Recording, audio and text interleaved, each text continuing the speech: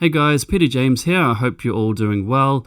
Welcome to the MainStage Masterclass video. Obviously, I'm focusing on the Complete Worship Bundle for this masterclass, but most of the stuff I'm talking about will apply to any MainStage template, not just the Complete Worship Bundle. Let's jump into this. The first thing I want to mention is the official support email for patches and sounds and the Complete Worship Bundle is support@multitracks.com. So if you do have any questions or concerns, or even just install questions for any patches or anything on Multitracks, that's the official email. They've just asked me to push everything to the support@multitracks.com email for all customer support. It means they can keep a track on how many of the same kind of questions are coming in. They can obviously update products and take care of bugs and everything. It just makes everything more streamlined if everyone goes through the same support channel. So that'd be great if you could use that. So I'm going to focus mainly on the Complete Worship Bundle 2 Pro, but the Complete Worship Bundle 2, the MainStage native version, is an identical layout to this one. There's just a few more things I want to cover with the Complete Worship Bundle 2 Pro, third-party plugins and everything, which you won't have an issue with, obviously, if you own the MainStage only version, because it is a MainStage only version. You're not going to have missing plugins and all that kind of stuff in that version. So the first thing you want to do when you get this product is to back it up. You can do it a few different ways. You can time machine back it up. You can put it on an external hard drive. Just make sure it's in more than one location if you're going to do that. Just so you've got that backup so you can go back to the original version. Or you can even zip it if you've got enough space on your hard drive. That way you can change it, edit it, even make mistakes, delete things by accident, go back to the zipped file, unzip it, and go back to the original version. I highly recommend this because you're probably going to do something along the way that you want to backtrack on, and if you save it, you can't get back to that version unless you've time machine backed it up or you've got a backup. So first of all, if you can do that, that's going to save yourself a lot of hassle and a lot of headaches trying to get the original product again and then reinstalling it from scratch. Dan's already done a really good install video, so I'm not going to cover that again, so just watch that for how to install all the samples. Another thing is I highly recommend turning off your automatic updates on your Mac. So if you just go to preferences, you can see it in here. I've just opened it up here. Just unclick this button. I'm not going to do it because the last thing you want to do, especially if you're using this template live, is for your Mac to automatically update your software and MainStage, and it'd be unstable. I always test everything out before I play live because I don't want any hidden glitches or bugs to come into an update that affects my template. So highly recommend turning that off. Another thing you can do as well is you can go to your applications folder and zip the latest version of MainStage. So you can see here that I've zipped it. That way, if you do want to have automatic updates on, which I highly recommend you don't, but if you did for some reason have it on or accidentally turn it on, that way you've got a backup of MainStage. You can go back to the version you had before. Actually, that happened recently where David Andrew was playing in church and he'd updated to the latest version. It was causing him issues, and I just happened to have it all zipped on my computer ready to go, and so I just sent it to him via AirDrop. He opened it up, got it all going just before the service. So it's a lifesaver having a backup and not going to the latest version of MainStage. I created the Complete Worship Bundle in, I think it's 2 versions behind what's currently available, 3.5.3. Because I never want to go to the latest version. I know the MainStage version directly after this one is buggy. I don't know about the following one. I haven't tested it out. Just to be safe, I didn't create it in the latest version just in case it is super buggy. I'm really particular about that kind of thing.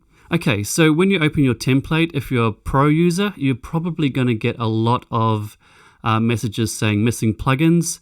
I don't 100% know what happens on an M1 Mac because I've only just got it. I tried removing some of the plugins and it didn't show up any error messages. I'm wondering whether that's because I've had those plugins installed in the past and I just removed the component It just showed up, but I couldn't open the actual plugin. But on anything that's not an M1 Mac, and or if you're running it in Rosetta, you'll get a list of plugins that aren't installed. So take note of those. Those are the plugins in the Pro version that you don't own, or you need to get the latest versions of those plugins to make them work. That's another reason why you might have missing plugins or error messages. If you're Complete Worship Bundle 2 owner though, you're not going to get any of those because that template is completely MainStage native, so that's not an issue. The other thing that I've done by default, you'll notice that not all the patches are loaded in here.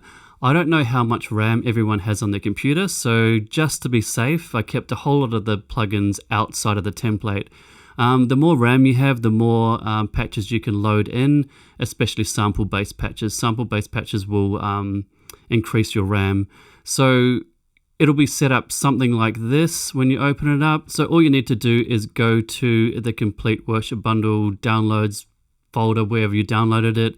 Open up the MainStage patches, and you'll see there you've got single patches, multi-patches, and sets of patches, just to make it really easy to import. So depending on how much RAM you have will depend on what you can load into one template. For the Pro version, there's bonus patches, and there's the original Complete Worship Bundle multis, as well as the UVI retro organs, which aren't in the template to start. So I'm going to try to put all of these in. The RAM's going to probably get maxed out, or close to. Let me see. I'm on an M1 Mac, so it should be pretty quick. Let's see. There we go, loading everything in. It's quite a lot of samples and everything. Okay, so I've got 32 gig of RAM and it's fine. I can have every single patch, and I own all these plugins. So if you don't own all the plugins, then obviously the RAM will be even less because it doesn't have to load them in. But I know that probably most people have maybe 16 gig of RAM, and so you might have to be selective on what you pull in. Those are the Complete Worship Bundle 1 multis. These are bonus patches if you own Omnisphere and a few other plugins. And these are an alternative to the Waterfall UAD organ, depending on what software you own or you want to purchase, if you do have the Pro version. But like I've said in the walkthrough video, the reason why I released the Pro version is because I wanted everyone to have the exact template that I use in Hillsong Church with all my third-party plugins, but I know not everyone. I'm pretty sure that no one's going to have every single plugin that I own, and that's not to say that you can't have a great template. It's just the ones that I'm using in my template are the ones that I'm using, and I've replicated every single one of these plugins, effects, in the Complete Worship Bundle 2 native version. So if you're missing a plugin, if you're missing an effect, and you're a Pro user, just go to the Complete Worship Bundle 2 native version and check out what I'm using there. Just copy the settings, paste them in, or you can even work the other way around. If you're a Pro user and you only have 1 or 2 plugins, you might want to start with the Complete Worship Bundle native version and add the plugins that you do own from the Pro version, whatever works for you. I hope that kind of makes sense. So let's talk about aliases too. There's a reason why some of these have this red icon. That's because they're being used as aliases. Now, an alias patch is basically a copy of an original patch. And so, for example, all the main instruments are aliases in all of these below, because I didn't want to obviously paste new versions of every single plugin again. The RAM would be completely maxed out if I did that. So when you're playing, for example, the grand piano in one of these multis, you're actually playing it from the main instruments, if that makes sense. It's not a completely new plugin, it's just getting MIDI and sending it to the main instruments. It means you can have this piano on every single patch below, which is how I like to run my template. I like to have access to my piano on any patch below. So anything with an orange icon is the original patches. So please do not delete those.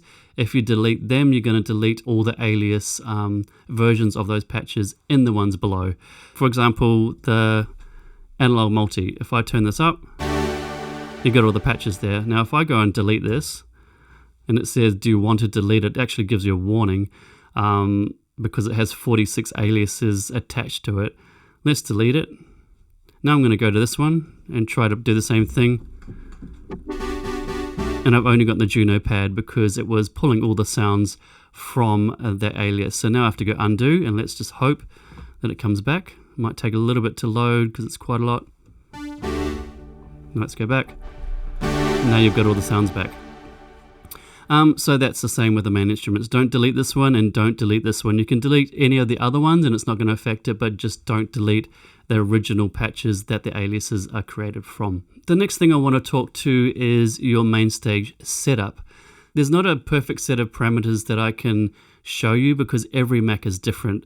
I'm using an M1 Mac, MacBook M1 Pro, not the Max, the Pro, so it doesn't have the upgraded graphics card, but I did get it with 32 gig of RAM, which means I can put a ton of sample-based patches into one template. And the other thing is, because it's quite a new Mac, then my CPU is quite good, so I can run it at a low latency. So let's talk about, first of all, we'll go to the general page and we'll make our way through, and I'll show you the settings and what I suggest anyway for setting up your Mac. First of all, I suggest turning off autosave. If you're like me and you like to use your template in the edit mode a lot of the time and not the performance mode, it's going to, by default, I think it's set to every 5 minutes. It's going to save it every 5 minutes. I've had big issues in the past when I went from MainStage 2 to MainStage 3 and they introduced this autosave. I couldn't figure out why my template was glitching all the time, and it was because it was trying to save my template every 5 minutes, especially when I was playing sample-based instruments. It was glitching. I thought it was a problem with MainStage 3, but it was actually just this autosave function that they'd introduced, and obviously I didn't know about it. And because I like to use it in edit mode, it autosaves. I'm pretty sure it doesn't autosave in performance mode, so you might be okay if you use it in performance mode, but a lot of the times I leave it in edit mode because I'm just kind of adding stuff and tweaking stuff on the fly a lot of the times, and it just gives me a good kind of view of all the patches. But depending on how you want to use it, either way I kind of suggest having autosave off. It means you have to manually save it if you want to save your settings, but for live performance it's always a lot safer. I always turn my Wi-Fi off and other things like that too. When I'm playing live, just close all other programs and make sure all the resources are being used by MainStage. But you might have to be careful actually if you have online authorization for some plugins. So just check that out too before you turn your Wi-Fi off. Okay, another thing I should talk about on this page is pickup, jump, or relative. This is relating to your controller. Obviously I'm using the Korg Nanokontroller, and pickup is actually a really good feature. Because the Korg Nanokontroller isn't flying faders, it's kind of handy to have it pick up, because not every patch is going to start at the same fader and knob position. So having it pick up will mean it'll pick up, it won't just jump to a position that you don't want it to. For example, if I had it going from there to there, see how the slider is at the top on one patch and the bottom at the other patch? Because the Nanokontroller doesn't use flying faders, it's just going to stay in the same position. If you have pickup, what it's going to do is it's not going to pick it up until you move the slide all the way down and then push it up. For any of these, it's got to pick it up. Whereas if I had it on jump and I go back to one of these and I move one of these sliders, see, it just jumps, and that's not always handy. I've been caught out a few times with that happening, where the low pass filter just suddenly got bright, or you move a patch and it's suddenly gone to max volume rather than a slow fade up. So depending how you want to use it, you don't have to use pickup, but that's kind of a safer option if you don't have flying faders. The next thing I'll talk about is the audio setup. Obviously you have to select your interface. I'm using an Apollo Twin X, that's what I'm using for this video, and when I use it in church. It's a great interface, but whatever interface you're using, select it there. For live, I always use 44.1. That's CD quality, which is actually higher than like Spotify and a bunch of other streaming platforms. You don't really need it any higher quality than CD quality 44.1 for live use. When we're doing album recordings, we have it a little bit higher, but for live, don't put your computer under any more strain than you really need to. Just use 44.1. Well, that's my suggestion anyway. And then we go to, actually at the bottom, you can limit the voices. What this does is it limits how many voices you can have at once, and it just is one more kind of barrier to stop it from overloading your CPU a bit too much. So that's something you can choose to have on or off, but it's safer to have it on. Let's go to the advanced settings now. Like I said, my computer's an M1 Pro, so it's quite fast. So I have it at 128, and the driver latency down the bottom. The thing to look at is the resulting latency. How much latency is it adding to your template? More latency means less CPU strain, but it means a bigger delay between the time you hit a note and the time you hear it. Now we're talking about milliseconds, so you don't really hear it, it's more you feel it when you're playing a fast attack sound like a piano. If you have an extremely high buffer setting with more safety in the driver latency, you're not going to have any CPU issues, but it's going to feel really, really laggy and it's not going to feel great. For pads and stuff, it's kind of fine because it's slow attack, you won't notice a difference that much, but for anything fast attack, you really notice a difference. So you're going to have to figure out, based on your computer and how much CPU power you have, what the best setting for you is. I would try not to go above 256 if you can handle it. You can start with 128. You can try it like that. Try maybe a multi with a piano and play as many notes as you can and see if you start to get CPU pops and clicks. You'll see this kind of go all the way to the end. And then if it is popping, you can increase a little bit by little bit until you can kind of max out your CPU, but not pushing it far enough to get the pops and clicks. That's how I like to do it. I like to live on the edge a little bit. And one thing I've noticed too with the M1 computers, even though it goes into CPU overload, it doesn't always give you audio pops. So I don't know how it's processing things, but it actually works better. And even when it does pop and overload the CPU, it's not as prominent, the popping and clicking, as it is on a normal kind of Intel MacBook Pro. So anyway, that's just one thing that I've noticed. So just to recap, the higher the latency, the higher the buffer setting, the more latency you have, the lower, obviously the lower latency. So try to get this as low as you can with a combination of this, the safety buffer, and the driver latency slider here. Try to get it the lowest possible latency you can without pushing it into CPU overload and getting those pops and clicks. And try it out with a big patch, kind of the max amount of patches and things that you want to play at any one time. You can also reduce CPU load in other ways. I'll quickly show you that. Let's go down. I think that's everything that I need to cover here.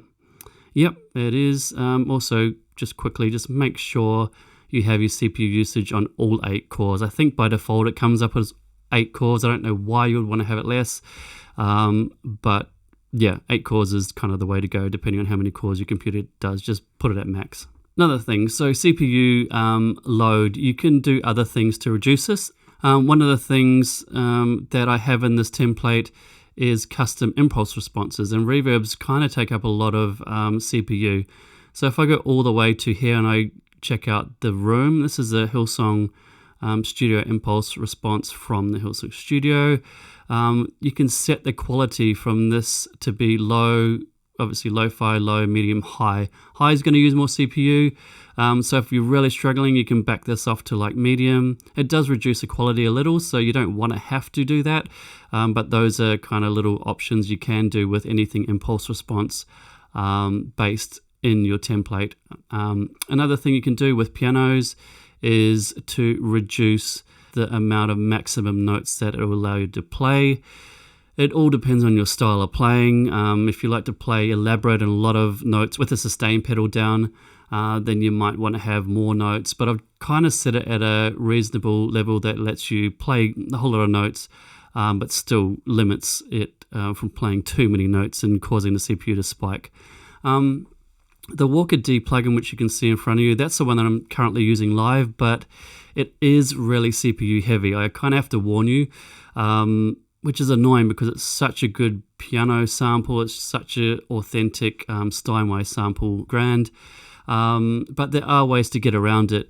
You can reduce velocities, although I don't know if that actually reduces the CPU that much. You can test it, but I've just left it on 36. I've set everything up to be really CPU friendly, but there's one thing you can do in addition to everything I've done. It's to take the release volume all the way to 0.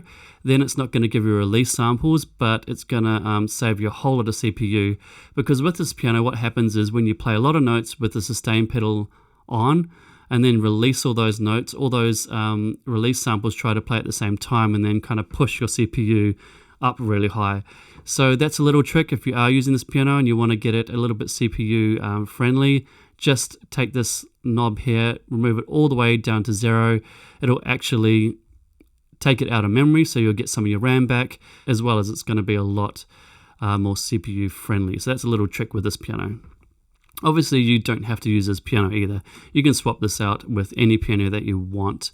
Little trick, if you do want to turn the release samples off, put some of the Hillsong Studio room reverb on it, because it kind of covers the release samples. You don't notice that there's not release samples there as much with that. So that's a little trick if you're going to do that. Okay, so let's talk a little bit about the layout and mapping everything. If you own the Korg Nanokontrol 2, everything should be ready and working perfectly, as long as your Korg Nano controller is set to default. So I reset my Korg Nano controller before I created this template, just double checked that it was set up to be default, so it should work perfectly without you having to do anything. If you need to reset your Korg Nano controller, what you need to do is take the power out, pull the power plug from it, hold down cycle and the 2 track buttons like that, hold them down, then plug it in holding them, and it should reset it. That way everything should be reset for this template and you won't have to remap anything. If you're not using a Korg Nano controller, you will have to assign and map them all. You just go through, move the slide or a knob that you want for each one. You can just go across and do every single one like this. Then hit save and it's going to be mapped to your current controller. But like I said, if you own a Korg Nano controller, you shouldn't have to do that. I'm going to focus a little bit on the Complete Worship Bundle Pro 2 now, and talk about some of the essential plugins and ones that you don't really need. I don't want people to think that they have to go out and buy every plugin that I own. I've built up my collection of plugins and effects over a long time, probably like 20 years. The last thing I want people to think is that they have to go and buy everything that I own.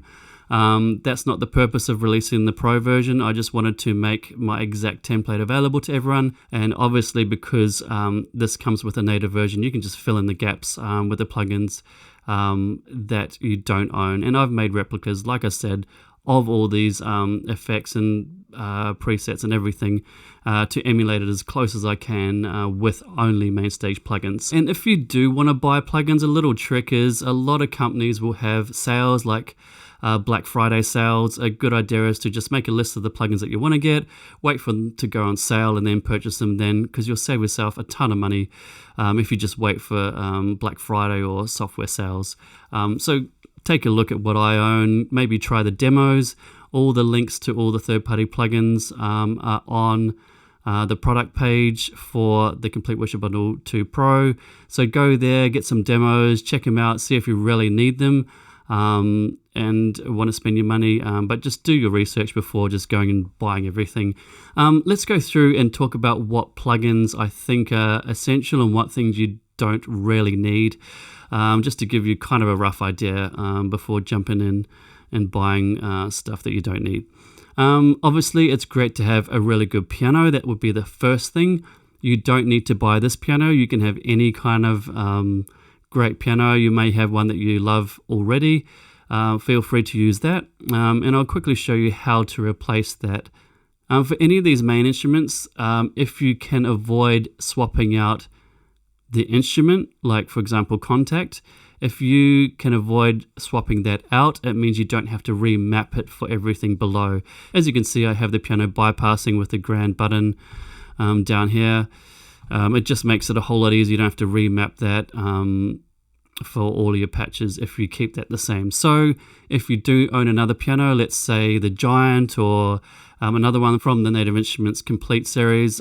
Actually, a lot of the instruments I use here are in the Complete series. You don't need the Ultimate or anything, like the Noir, the Rhodes, the Unicorda Felt.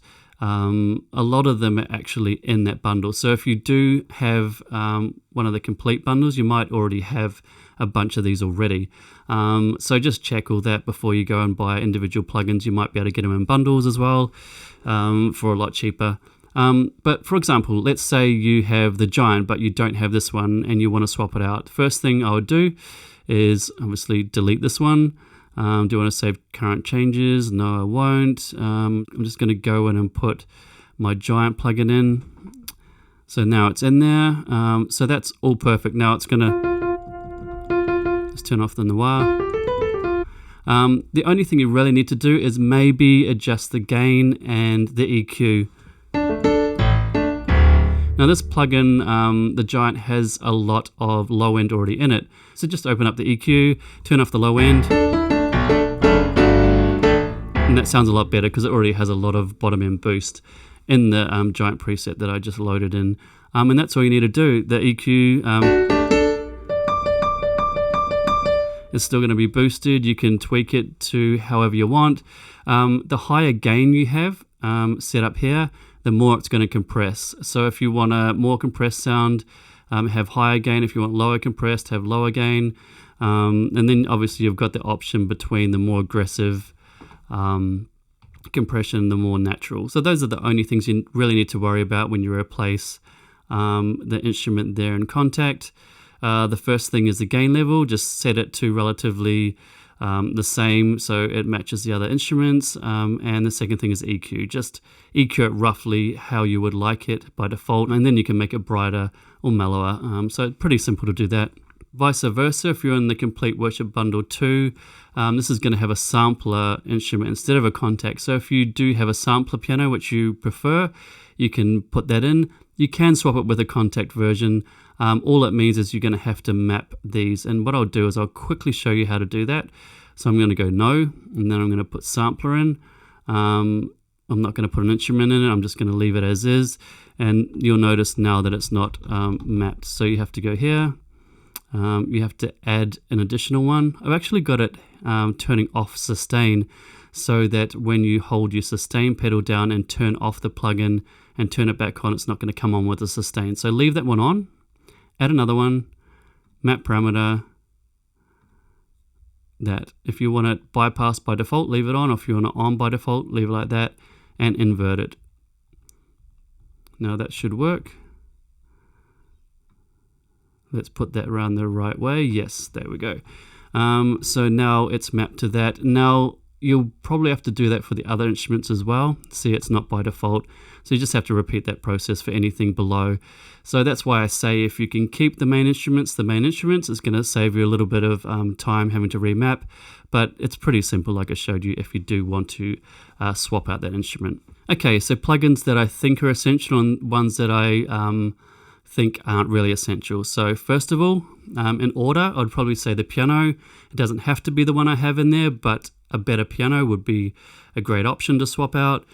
The next thing would be Rhodes. That would be my second one that I really love. I'm using the Scarby Mark 1. It's an amazing Rhodes plugin, but a great piano and great Rhodes are kind of really essential, especially in the way that I use them in church. I use Rhodes for everything from All I Need Is You to Forever Rain to the MC moments on pretty much every service that I play. So piano and Rhodes are kind of staples in my MainStage template. What else? Organs, you don't really need to replace the organ, in my opinion. The MainStage organ is amazing, especially if you're not using a lot of kind of organ stuff. If you're mainly using it for pads and you're not doing a whole lot of gospel and elaborate organ songs, you can get away with the MainStage native plugin. It sounds amazing. But if you want to step it up, the Waterfall Hammond B3 is probably, well, it is actually my favorite emulation of a tone wheel Hammond organ to date. When I tried it, I was pretty blown away because it's really hard to simulate the Leslie, I find, in a lot of organ simulations, and this one kind of nails it. Obviously, it's not going to sound exactly the same as a real Hammond, but it's getting so close, all the way from the preamp overdrive to the Leslie simulation, even all the way down to the wind noise from the spinning rotors is captured in there that you can turn on and off. But anyway, you don't really need that unless you're kind of a Hammond enthusiast and you really want the kind of best organ sound you can get.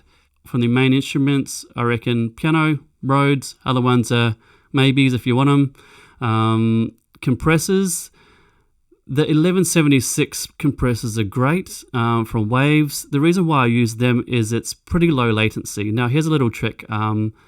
At the bottom of every single channel strip, I think they come up by default. If not, you can configure what shows up in your channel strip. 0.0 milliseconds is obviously no latency or very minuscule latency. And that's why I like those 1176s from Waves, because it doesn't add a lot of latency. It doesn't even register there. But some plugins you'll see, like here, 1.5 milliseconds. So if I turn off this Soundtoys one, it should reduce this one. Maybe it's the SPL. For some reason, it's taking a little bit of time to update because it usually, yeah, it is. For some reason, when I'm doing this video, it's not updating in real time, but it usually does. So certain plugins will add more latency, and so especially with stuff like fast attack pianos, etc., I want my latency to be very minimal. So that's why I chose those. So the 1176s are great for that. The LA2A is really good if you want to get the compressors in a bundle. You don't really need this one. This is kind of an additional compressor that I like because it adds a lot of warmth as well as compression, but it's not an essential one. But if you want to get it, it's great. You can always do a subscription for those plugins there from the House of Kush, I think it is. Kush, never know how to pronounce that one. But yeah, that's kind of a bit of advice. Just do a subscription, try it out for a month, see if you like it. Don't commit to it if you don't really need it. Another plugins that I think are kind of essential, the Echo Boy stuff is amazing. If you can, I'd suggest getting the Echo Boy, which is all the delays in this template. Well, most of the delays in this template are from the Echo Boy. I do use some MainStage native delays, but the main ones are from Echo Boy, along with the Micro Shift from Soundtoys. Those two are kind of essential plugins, I think, anyway. The CLA2A isn't essential, but it's nice. It kind of emulates, well, it does emulate an LA2A, which is a tube-based compressor, so it adds a little bit of overdrive as well as compression. And then this twin tube is great for overdrive. Again, not essential, but it just adds just a little bit more grit to your plugins and main instruments. I'm going through quickly. Valhalla Vintage Verb, I would highly suggest that one. It's only a $50 plugin, so it's a really good reverb for a pretty cheap price. So if you're going to get one reverb, Valhalla Vintage Verb. Let's keep on going through all of these.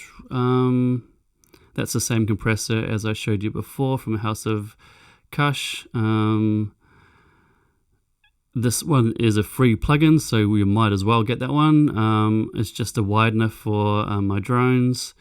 The Valhalla Shimmer. Now, you don't really need this one. That's just one that I put in because I used it. I used to use the Shimmer a lot, but it's kind of, in my opinion, it does the Shimmer thing really well, but it doesn't do a lot of other reverbs really well. So it's only $50. It's pretty cheap, but you can get away with using the Shimmer presets in the native version of this template. So don't feel like you need to get that one. Black Hole, 100% definitely look at that one, especially when it goes on sale. I saw it recently for really cheap. It's a no-brainer. Definitely get that one. It's my main reverb that I push up with that main slider. And then you've got your output plugins. There's an SSL bus compressor from Waves, and an Oxford inflator. You don't really need the SSL bus compressor unless you already get it in a bundle when you're buying Waves plugins. The MainStage one's great. Again, they're both low latency, so that's why I use them. The Oxford inflator actually is really good. It makes everything sound bigger and fatter. It's almost like it's emulating a very subtle tube or something, like, or transistor. I haven't quite figured out how they do it, but it just adds harmonic distortion, just makes everything you put through sound bigger. I might give you an A/B actually, just so you can hear it. Let's go with this one, turn the mod wheel up, make it really big, and I'll just go between without and with it.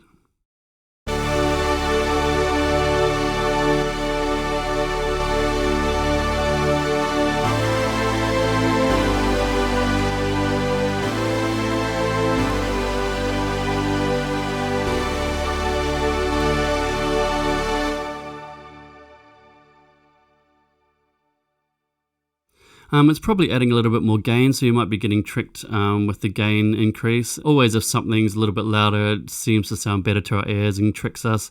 But you can probably hear how it's kind of making it a little bit fatter by turning it on. So that's a really good one to get if you want something on your output bus to make everything you put through sound a bit bigger. Let's go through some of these other plugins. I'm pretty sure those are the main ones.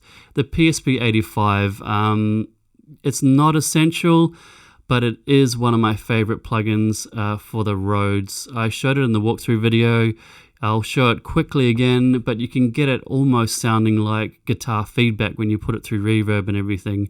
It's the plugin that I used on Forever Rain, so you can get the exact kind of sound, well, the exact preset that I used on that song if you want with this plugin. So I'll just quickly do an auto example of that one.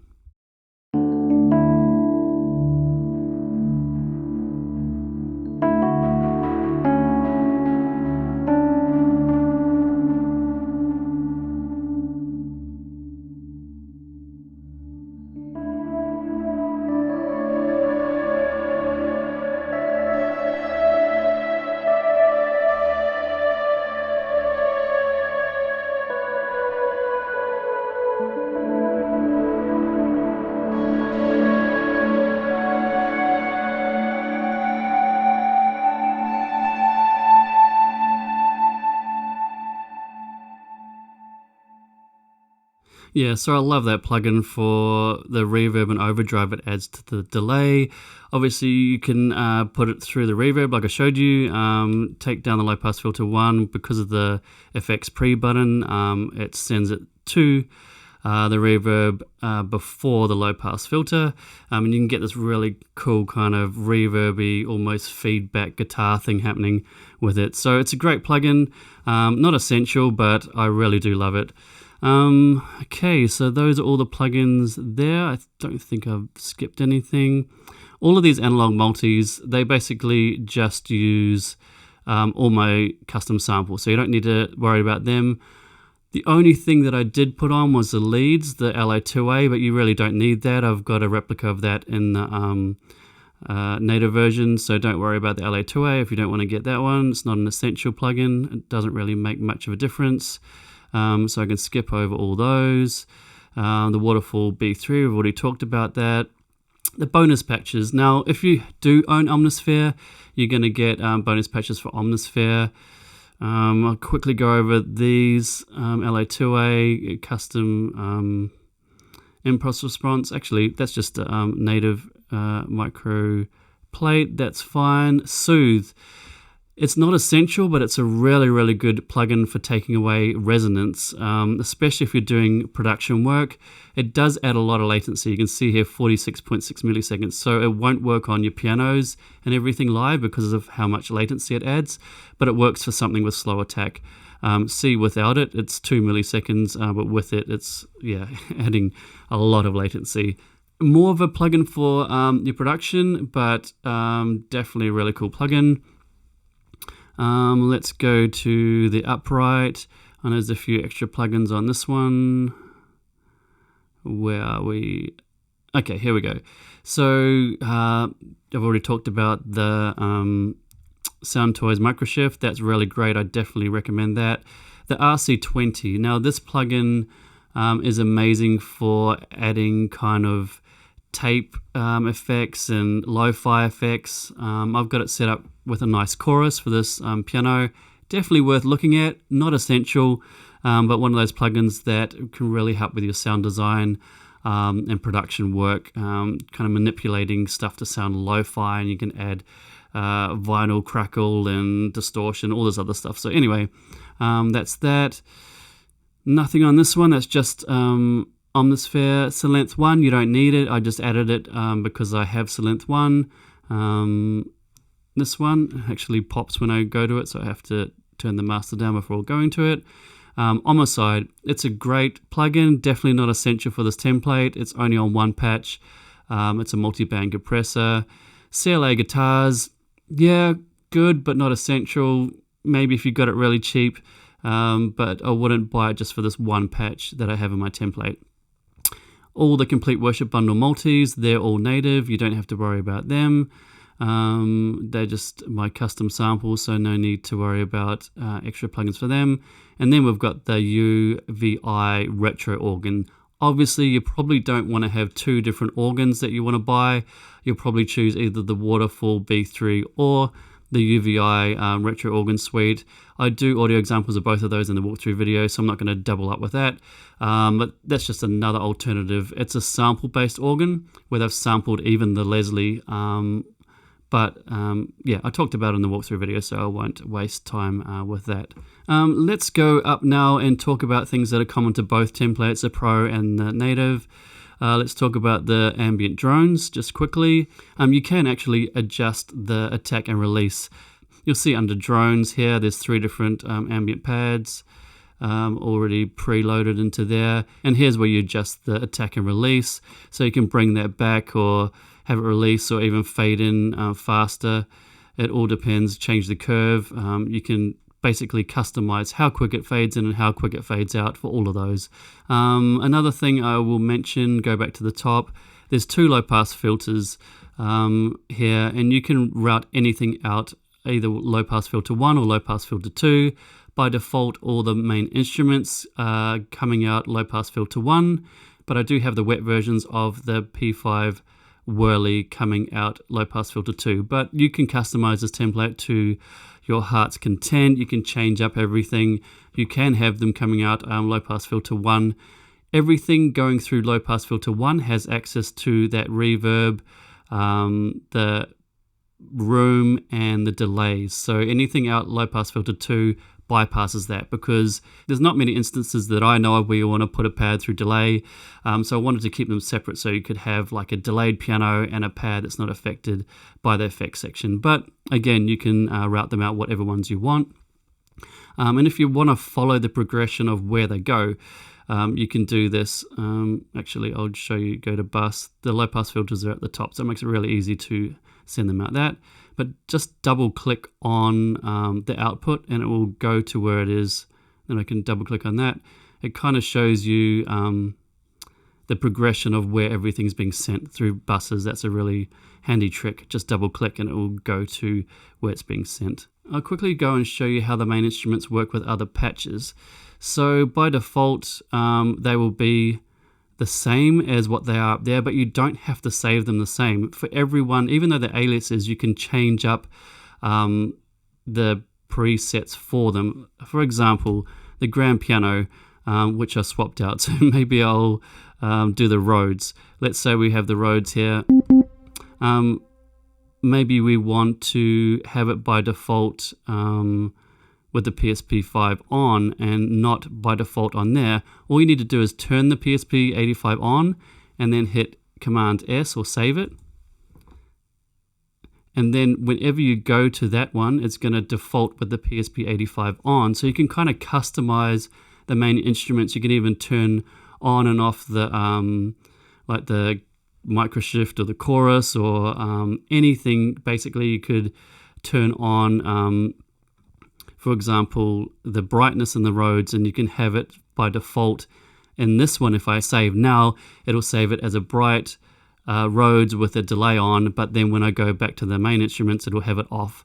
So you can customize it even though it's an alias, which is really, really handy to know. So the last thing I should probably highlight is the MainStage Instruments empty multi. So like I said in the walkthrough videos, this gives you access to all those main instruments, but it leaves all those spaces blank. So you can kind of customize your own patches. You can bring in your own ones. You can pull in the single patches here and make your own multis however you want. And you can also obviously duplicate this as many times as you want to create as many custom multis as you want. And it's not going to increase your RAM because it's all alias based. I might actually do that really quickly and show you how you can add patches in. I'll show you by pulling in one of these single patches.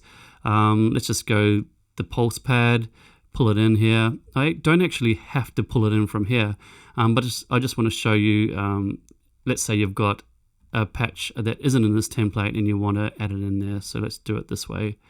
To be honest, I could go down here and choose a patch from that's already existing, and I could paste it as an alias if I wanted it to be connected there and not use up any RAM, or just do a new paste and it'll be separated. But for this example, I'm just going to use the one I imported. Go here, I can just literally go Command C, then go to the main instruments, and then where I want it to show up here, I'll just paste it at the end of the UAD organ.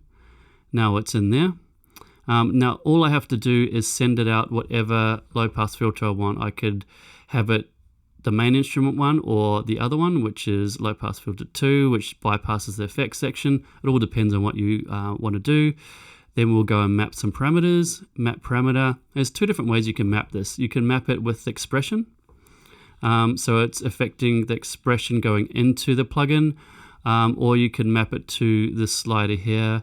But if you do, it's better to change the maximum range to 0 so you don't peak and go into the red and start clipping. There's two reasons why you might do it one way or the other. If you've got a plugin with reverb as one of the plugin effects, it's really good to map it to expression, because that way you're not bringing down the reverb, you're only bringing down the instrument, and so it's not going to sound weird when you pull the instrument down if you want the reverb tail to keep ringing out. So that's why I like to map it to the expression most of the time. But if you're using the no MIDI control and you're freezing MIDI, it'll also block the expression. So if you're using that, then you might want to map it to the actual channel strip slider down the bottom. So a couple of different ways you can do it. So now that's mapped, you can obviously go here and label it, pulse pad if you want. You've got other buttons that you can map to other things. You don't need to, but it's just like I could turn on and off the compressor, have it bypassed by default, and then label that as comp or something. It's really up to you how you customize it. That's actually too big, so I need to change the font. 14, there we go. Now I have control over turning the compressor on and off. I could map that chord trigger here as well, have it bypassed by default, invert, and then I'll just go here and label octave. Again, the font's the wrong size, so I'm going to quickly change that to 14, and now I have control over the octave. I could do the same for ARP. Anyway, now I've got control over all that.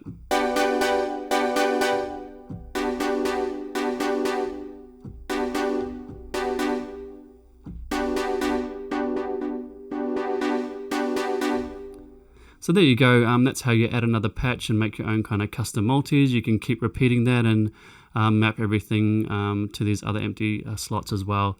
So anyway, that's the complete worship bundle MainStage tutorial video. Hope that really helped with setting up your MainStage templates and working with the complete worship bundle. So yeah, until next time, thanks for watching.